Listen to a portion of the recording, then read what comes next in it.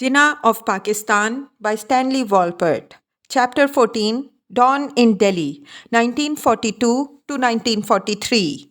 Jinnah's position remained firm throughout the remaining years of the World War II. He demanded no less than parity with Congress on any council of government and open recognition of the Muslims' right to Pakistan in any future settlement formula. As Congress became more hostile and non cooperative, the Government of India and His Majesty's government looked more than ever to Muslim soldiers and Muslim League leaders for support they required to hold India. Jinnah's stock rose to new heights in London as well as in Simla and New Delhi. Jinnah's political posture was rarely misread at Whitehall. I don't suppose Jinnah will want to seem less nationalist than Congress and therefore to come in under the existing constitution. Emery wrote Linlithgow, thankful that Cripps was then ancient history and speculating on possible future reforms. If he does, I suppose you could give him certain seats, balancing his men with Ambedkar, and possibly a new Hindu or two, but still retaining the majority of your existing executive. Or you may simply decide to drop all idea of bringing in political leaders from either of the two main parties.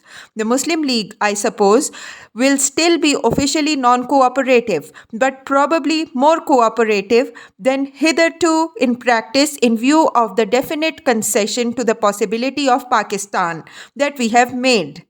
In the wake of Cripps, the governor of Punjab reported that the Sikh community were very seriously perturbed by the potentially vociferous nature of the war cabinet's proposals. Sikhs were afraid that if the Punjab refused to accede to an all India confederacy, that wealthy Muslim majority province once ruled by Sikh Maharajas would be enveloped by the outer darkness of Pakistan. They regarded themselves as being in danger of everlasting subjection to an unsympathetic and tyrannical Mohammedan Raj.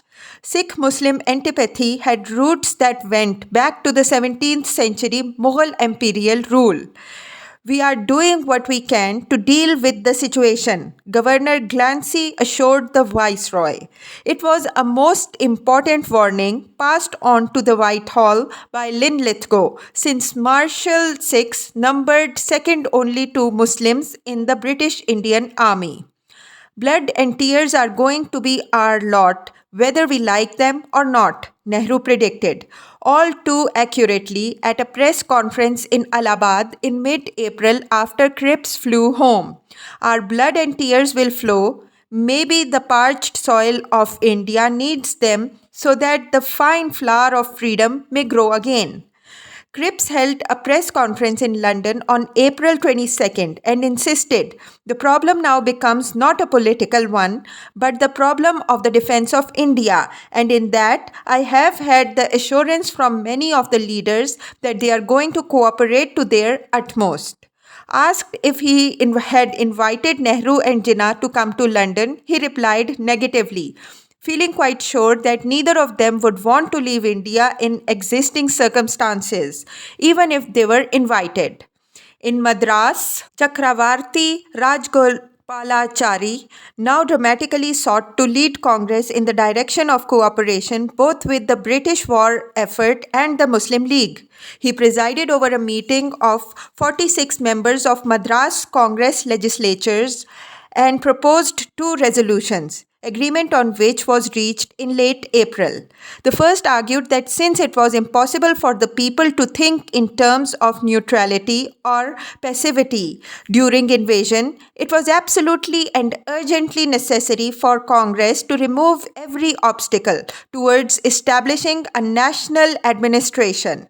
It therefore urged the All India Congress Party to acknowledge the Muslim League's claim for separation, thereby removing all doubts and fears in this regard, and to invite the League for consultation for the purpose of arriving at agreement and securing of national government to meet present emergency. The second resolution requested permission of the All India Congress for Madras Congress to unite with the Muslim League and other provincial parties to restore popular government as a coalition ministry to Madras. Both resolutions passed overwhelmingly. It was the first important break in Congress's non-cooperating ranks, a significant victory for Jinnah's policy and the British and a direct challenge to Gandhi and Nehru. The All India Congress met the following week, repudiating CR and his Madras resolutions. On April 30th, 1942, he resigned from the working committee. Gandhi remained in Wardha, but sent his loving disciple Miraben to Allahabad with that resolution he drafted for presentation to the Congress, stating, whereas the British War Cabinet's proposals sponsored by Sir Stafford Cripps have shown up the British imperialism in its nakedness as never before. AICC is of opinion that Britain is incapable of defending India. It is natural that whatever she does is for her own defense. There is an eternal conflict between Indian and British interests. The Indian army has been maintained up till now mainly to hold India in subjugation. It has been completely segregated from the general population, who can in no sense regard it as their own. Japan's quarrel is not with India. She is warring against the British Empire. India's participation in the war has not been with the consent of the representatives of the Indian people. It was purely a British act. If India were freed, her first step would probably be to negotiate with Japan. The AICC is, therefore, of the opinion that the British should withdraw from India. Nehru argued that Colonel Johnson and Franklin Roosevelt might help India win freedom if Congress were more supportive of the Allied cause. A compromise resolution was agreed upon by the Working Committee. Gandhi essentially had his way, though the resolution passed on May 1st also professed India's antipathy to Nazism and fascism as to imperialism. On June 6th, however, Gandhi wrote, I see no difference between the fascist or Nazi powers and the Allies. All are exploiters and all resort to ruthlessness to the extent required to compass their end. American and British are very great nations, but their greatness will count as dust before the bar of dumb humanity, whether African or Asiatic. They have no right to talk of human liberty and all else unless they have washed their hands clean of the pollution. Two American journalists interviewed Gandhi that week in Wardha, and one asked, but what does a free India mean if, as Mr. Jinnah said, Muslims will not accept Hindu rule? The Mahatma replied, I have not asked the British to hand over India to the Congress or to the Hindus. Let them entrust India to God or in modern parlance to anarchy. Then all the parties will fight one another like dogs, or will, when real responsibility faces them, come to a reasonable agreement. I shall expect non-violence to arise out of that chaos. Gandhi was reminded by a reporter for The Hindu that until recently he had always said there could be no Swaraj without Hindu-Muslim unity, and then he was asked why he had of late insisted there will be no unity until India has achieved independence.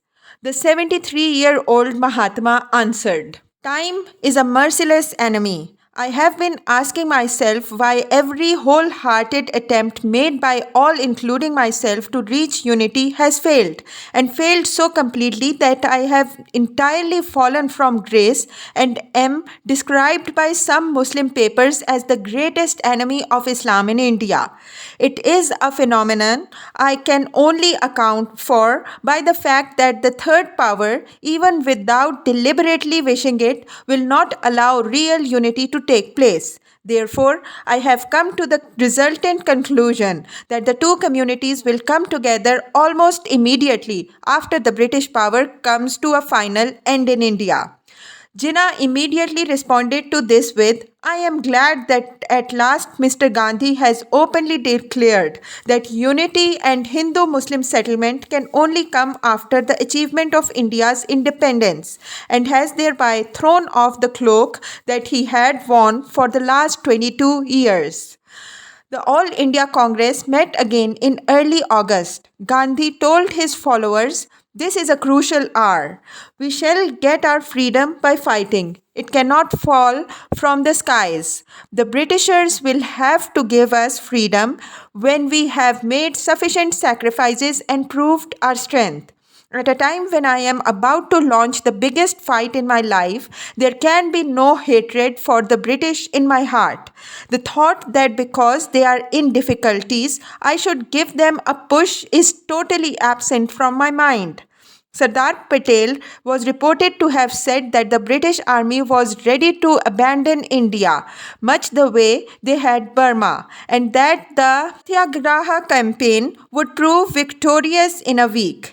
If it ends in a week, it will be a miracle. And if this happens, it would mean melting the British heart, Gandhi said, adding, maybe wisdom will dawn on the British and they will understand that it will be wrong for them to put in jail the very people who want to fight for them.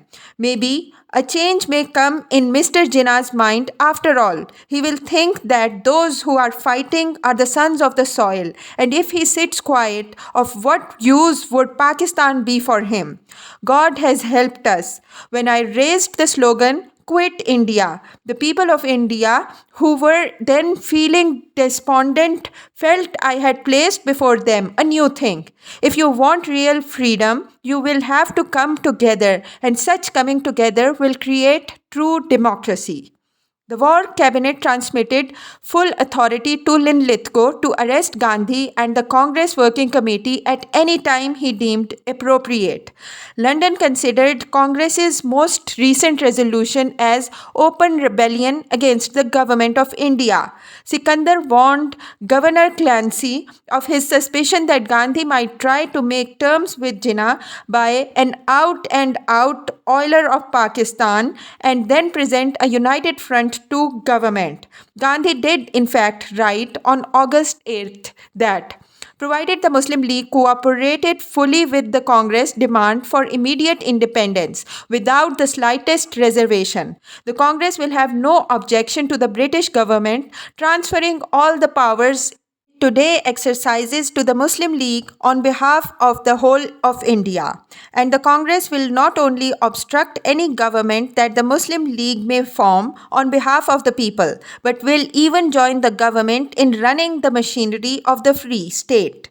This is meant in all seriousness and sincerity.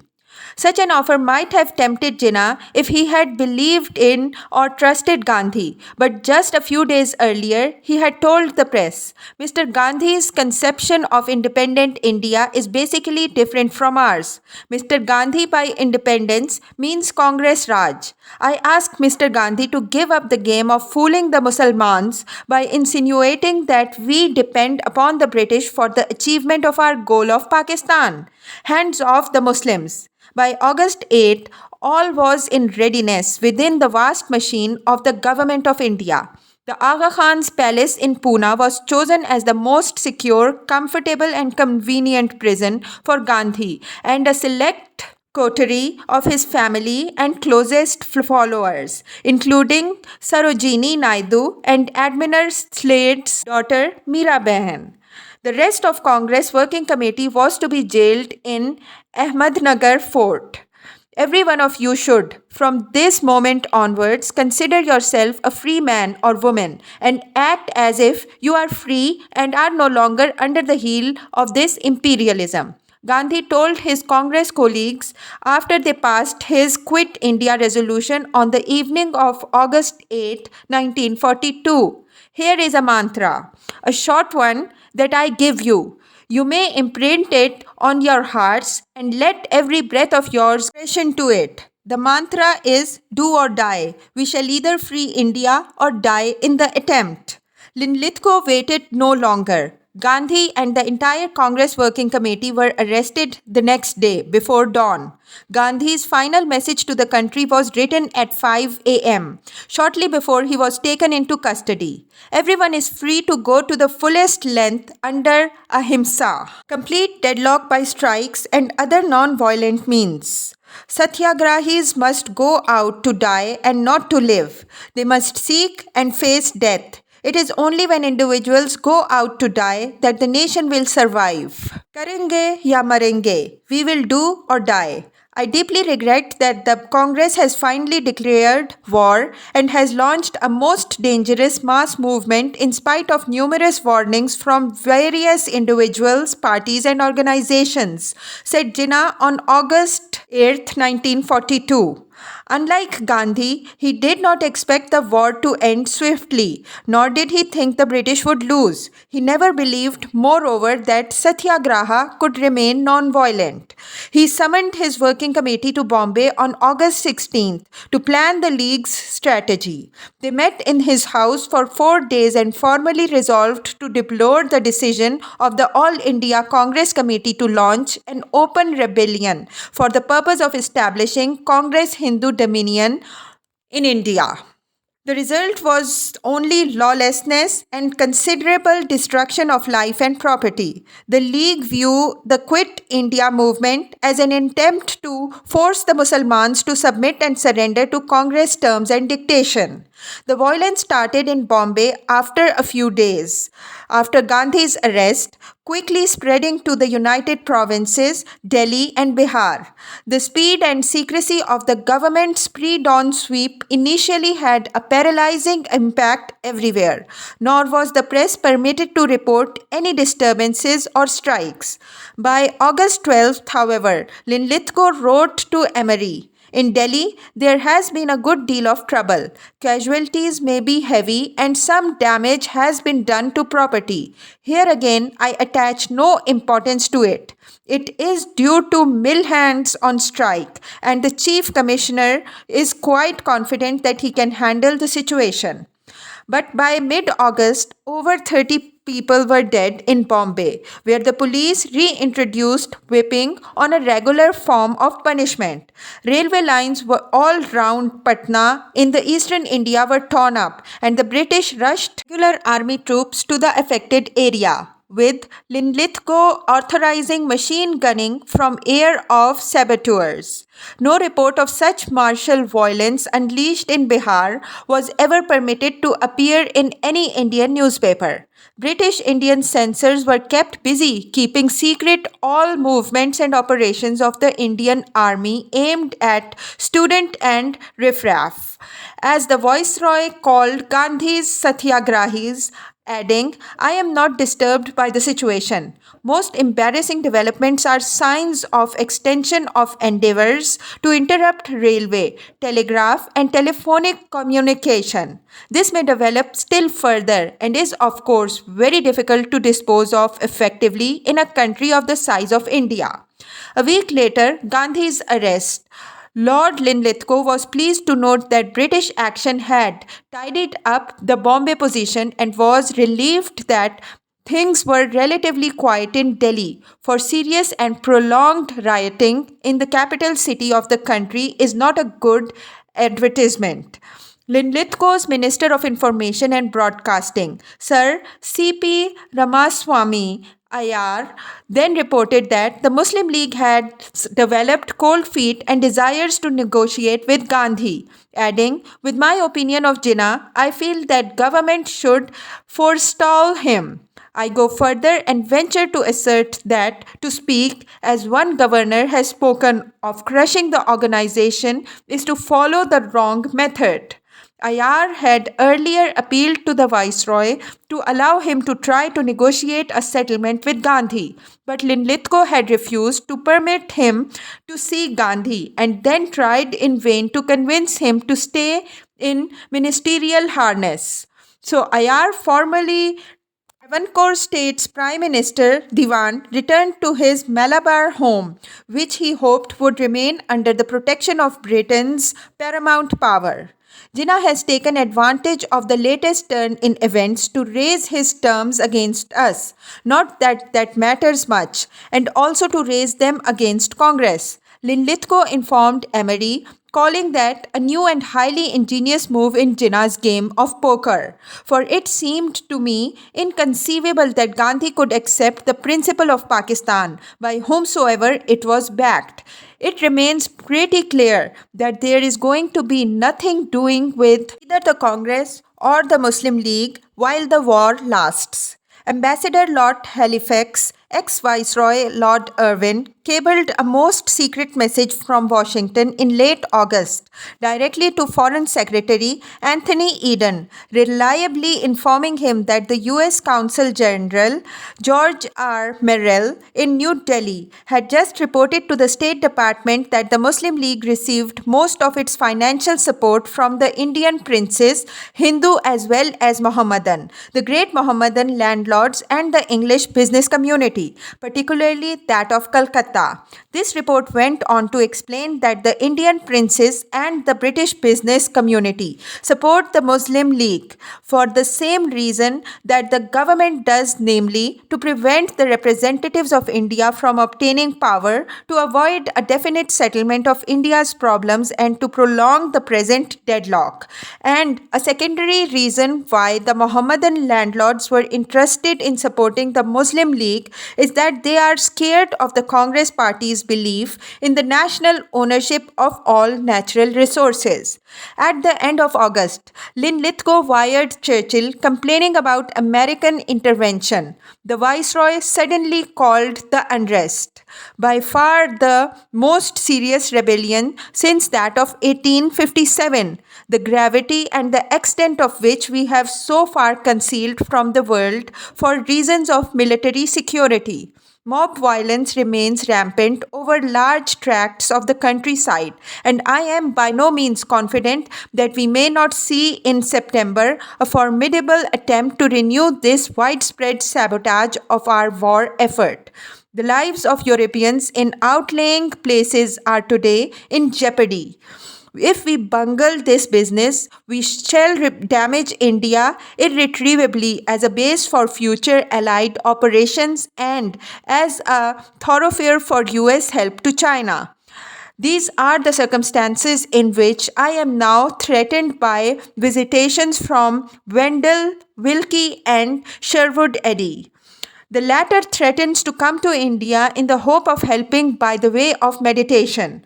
My experience of peripatetic Americans, which is now extensive, is that their zeal in teaching us our business is in inverse ratio to their understanding of even the most elementary of problems with which we have to deal. Discussing the American invaders in cabinet this morning, much sympathy was expressed for you, Emery assured Linlithgow on 1st September, and a clear conviction that you must obviously refuse flatly to let anyone go and see the prisoners. On the other hand, Eden and others felt that it could only do good your finding time to talk to the better type of American and get our case across.